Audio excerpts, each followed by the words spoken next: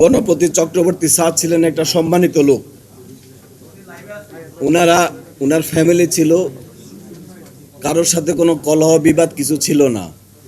তো পার্শ্ববর্তী যে বাসাটা উনি এখানে বাড়ি করেছেন, পার্শ্ববর্তী বাসার উপর দিয়ে দুজন খুনি, তাদের নাম মুগ্ধ দাস, আরেকজনের নাম সিদ্ধার্থ। মুগ্ধ দাস এবং সিদ্ধার্থ পাশের বিল্ডিংয়ের উপর দিয়ে ওনাদের ছাদে আসে। ছাদে এসে, এটা বৃহস্পতিবার দিবাগত শেষ রাতে, তারা দুজন সম্পর্কে মামাতো ভাই। ছাদে এসে ওই ছাদে বসে তারা নেশা করে, ইয়াবা সেবন করে। ইয়াবা সেবন করাকালীন গণপতি স্যার, আমাদের ভিকটিম গণপতি চক্রবর্তী স্যার, যখন উপরে সাউন্ড শুনে তিনি উপরে যান।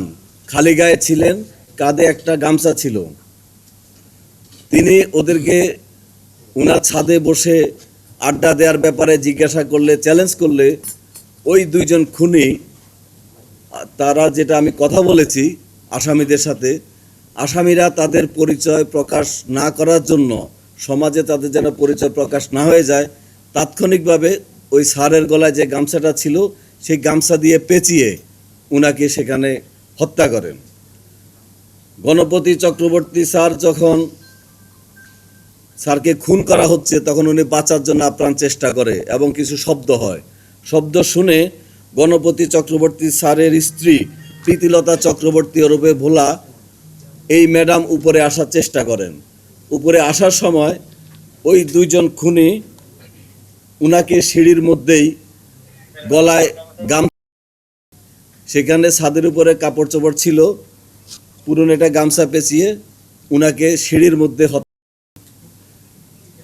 উনার চিৎকার চেঁচামেচিতে উনার মেয়ে প্রার্থী চক্রবর্তী, বয়স 25, সে যখন এগিয়ে আসে, প্রার্থী চক্রবর্তীকে তারা খুন করে। খুনিদের বক্তব্যে আমি যেটা শুনলাম, প্রার্থী চক্রবর্তী মারা যাচ্ছিল না, প্রায় 4-5 মিনিট লাগে তার প্রাণ যাওয়ার ক্ষেত্রে। সেই সময় তারা রশি দিয়ে তার গলায় এবং মুখে পেঁচিয়ে ধরে। একটা প্যাচ গলার উপর দিয়ে যায়, একটা প্যাচ মুখের উপর দিয়ে যায়। তারা এত জোরে এই রশিটা টান দেয়, তার মুখের চোয়াল ভেঙে যায় এবং চোখটা ঠিকরে বের হয়ে যায়। উনাকে মারার পরে খুনিদ্বয় চিন্তা করলো এই নিচে যায়। নিচে যাওয়ার পরে ছোট ছেলেটা, যার কথা বললে আমি আবেগপ্রবণ হয়ে যাই, রংপুর জেলা স্কুলের 5ম শ্রেণীর ছাত্র প্রিয়ম, আমার ছেলের বয়সী, সেই প্রিয়মকে তারা কাপড় পেঁচিয়ে হত্যা করে এবং এক পর্যায়ে একটা বালিশ চাপা করে। হত্যা করার পরে সকাল হয়ে যায়। এরপরে তারা ওই বাসায়, ছোট ছেলেটা যে রুমে ছিল সেই রুমের বাথরুমে গোসল করে। প্রথমে সিদ্ধার্থ গোসল করে, সিদ্ধার্থ বের হওয়ার পরে মুগ্ধ গোসল করে। গোসল করার পরে তাদের ডাইনিং টেবিলে বসে তারা খেজুর খায়। সেখানে একটা বয়মে খেজুর ছিল। খেজুর খাওয়ার পরে তাদের কাছে একটা পিস ইয়াবা ছিল।